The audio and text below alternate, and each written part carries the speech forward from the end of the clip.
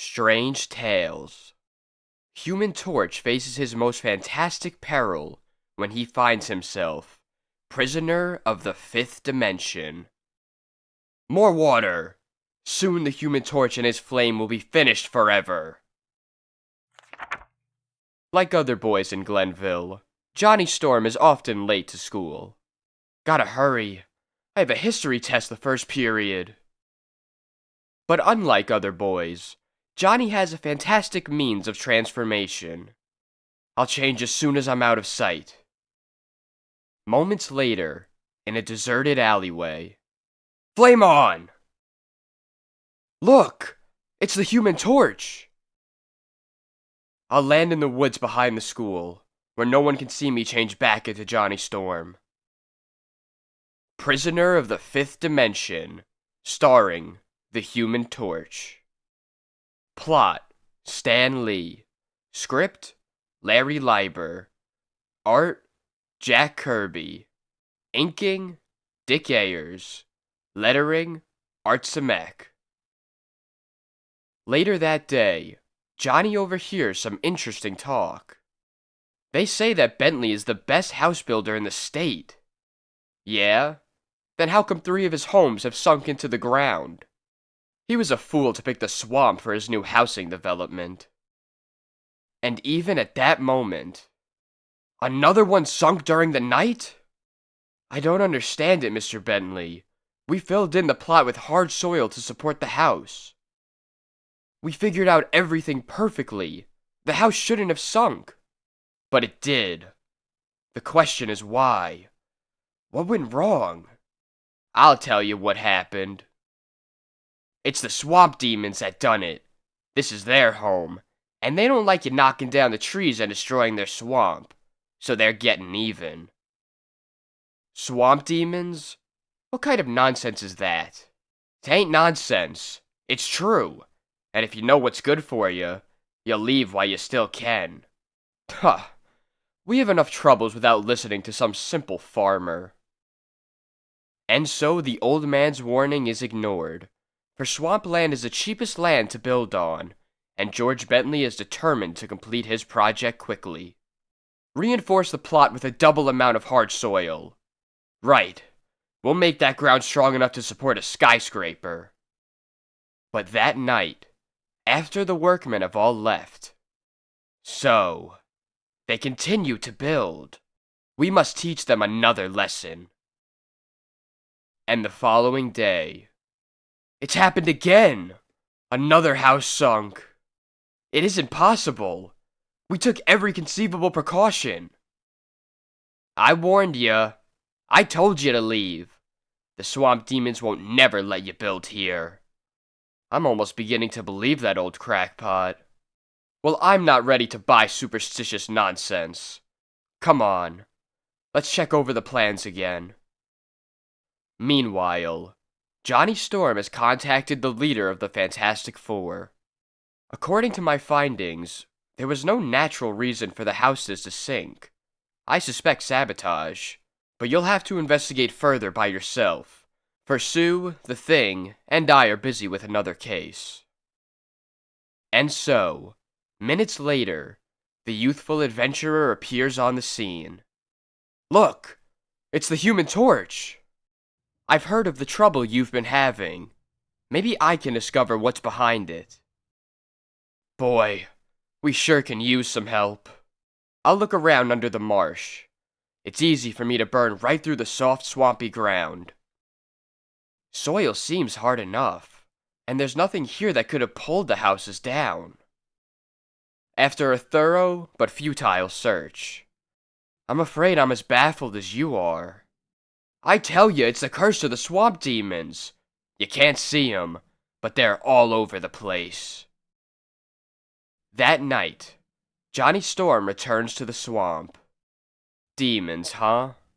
Well, I'll find out, if I have to hide here all night. Footsteps. Somebody's coming. It's the old man, and he's with... Holy cow! What are they? Incredulously, Johnny watches one of the Unhumans turn on a strange machine. It's giving off some kind of ray.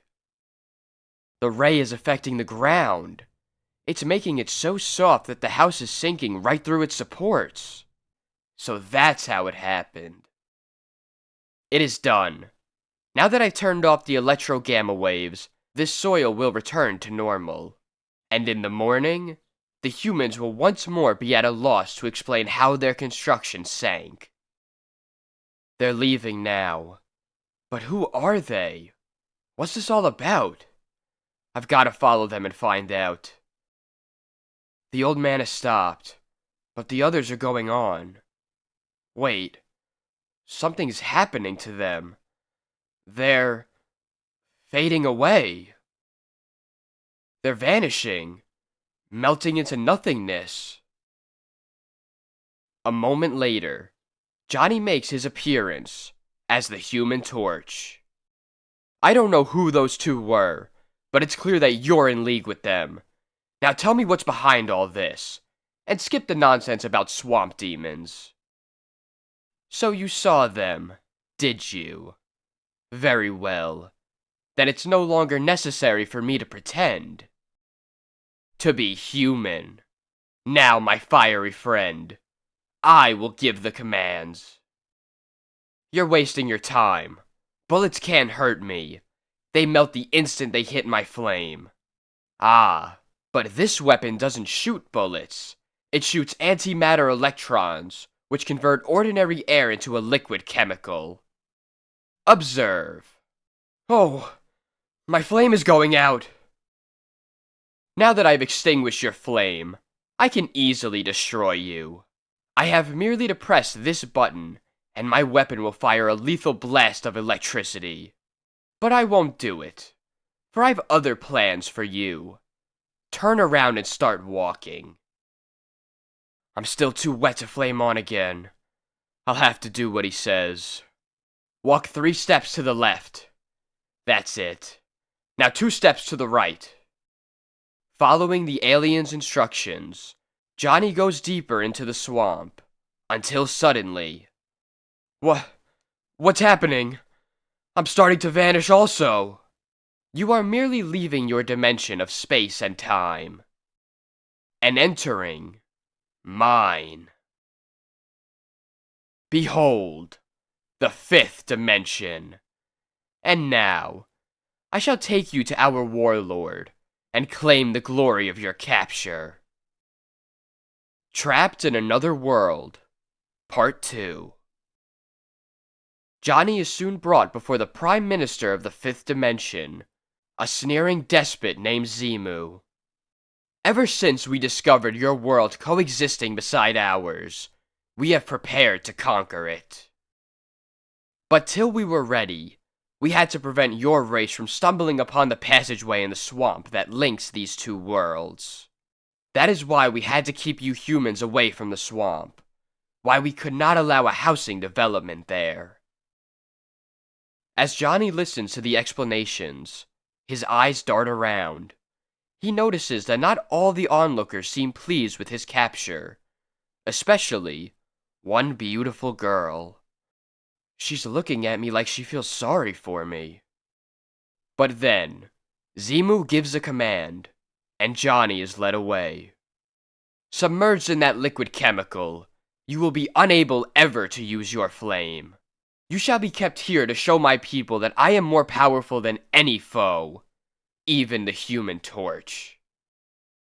The device you're wearing will supply you with enough oxygen to keep you alive, but you will remain our helpless prisoner. And then, to make sure that Johnny can't escape, Zemu orders him chained to the tank. As the grim hours pass, Johnny's plight seems hopeless. But then, at nightfall, it's the gorgeous gal that I saw before. She's coming this way. I've seen you many times, but I never suspected that Valeria, the proud and beautiful daughter of Phineas, would be interested in me. How could I resist one as handsome as you? But the thrilled guard has not long to enjoy his good fortune, for a moment later. Look at my hypno ring. Watch it glisten.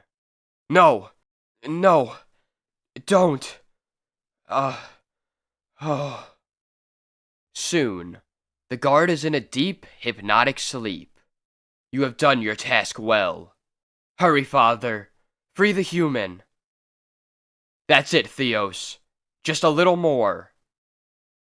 Thank heavens you're all right. Yeah, thanks to you. Moments later, at the home of his liberators. There are many of us opposed to Zemu, but he has the support of the army. It is they who want to invade your dimension, while we are weak and too unorganized to stop them. If only you would help us. That's just what I intend to do. Zemu and his buddies are going to rue the day they tangled with the Human Torch. But while Johnny plans his course of action, and after they hypnotize me, they freed the prisoner. We must recapture the torch at once. As for Phineas and his offspring, they shall pay for their defiance. Meanwhile, there's the arsenal where the weapons for the invasion are stored. If only there were some way for us to enter. There is. Watch. Flame on! This cold ray can freeze a human within seconds. We'll turn the humans' troops into immovable icemen. They won't stand a chance against us. Sorry to knock you off Cloud 9, but the party's over, chum. What? It's a prisoner. He's become a creature of fire. Summon reinforcements, quickly! But as more guards arrive on the scene, time to head underground. And at that moment, outside the arsenal, we have found the traitors. The torch must be nearby. Zemu! Meanwhile, as the torch blazes underground, he melts the foundation of the arsenal. Look! The walls are shaking! The floor is caving in! The whole building is collapsing! Flee! Flee! That finishes the arsenal. Now to... Wait! There are my friends. They're in trouble. Behold how helpless the traitors are against the pull of the magnets. Hear me well, Torch. Unless you extinguish your flame at once, my firing squad will slay your 3 co-conspirators. Guess again, Zemu. I have a lot of powers you don't know about. Such as the power to create smoke screens. My eyes! I cannot see! Now, while they're busy, you're melting the magnet. I'll have you safely on the ground in no time. Oh, you're wonderful. But the powerful Zemu is not to be defeated so easily. Realizing the might of his fantastic foe, he sends his most potent weapons into the fray. You're a mighty foe, Torch, but even you can't withstand the onslaught of my fireproof giant tank cores. The End of Zemu, Part 3. That's what you think. I'll melt their bullets and shells just as I did the magnets. No, you won't. For the ammunition in the tanks has been coated with an asbestos solvent. It will not burn. This time you're doomed, Torch. A moment later, the tanks open fire. If I can't melt their ammo, I'll defeat them another way.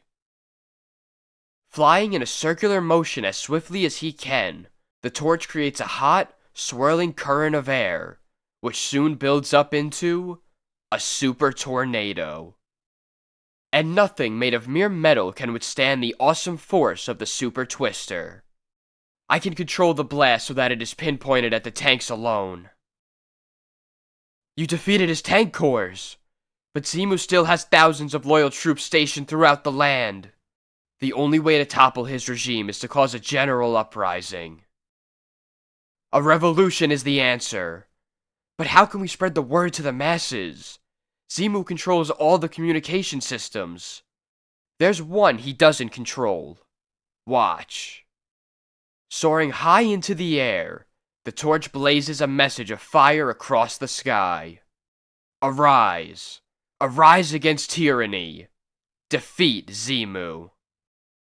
And encouraged by the fiery plea for defiance, realizing that they have a super powerful ally, the people begin their revolt.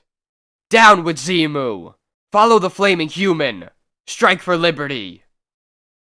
End. Like all just causes, it ends with the defeat of the totalitarian forces. Zemu! He's trying to escape. But before the evil dictator can reach his escape ship, the torch imprisons him in a cage of fire. He doesn't look like much of a menace now, does he? Tyrants never do in the end. If only that fool had not captured the human torch. From now on, we'll live in peace as free men. And needless to say, there will be no invasion of your dimension.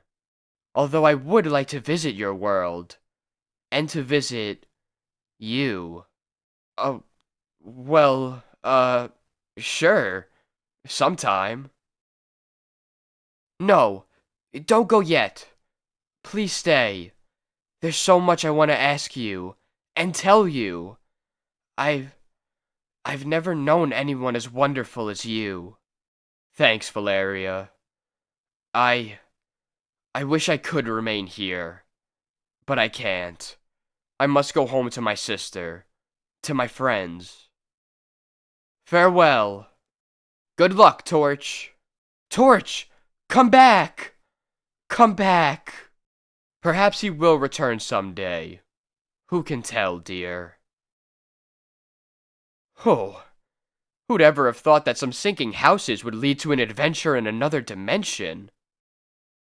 And so, Johnny's adventure is ended, but for the next couple weeks, he has a tough time concentrating on his own world. Gosh, that Valeria was so beautiful.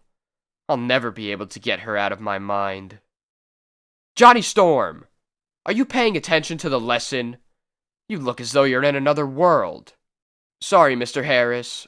I must have been daydreaming. Another world? I guess he'll never know how right he was. The end.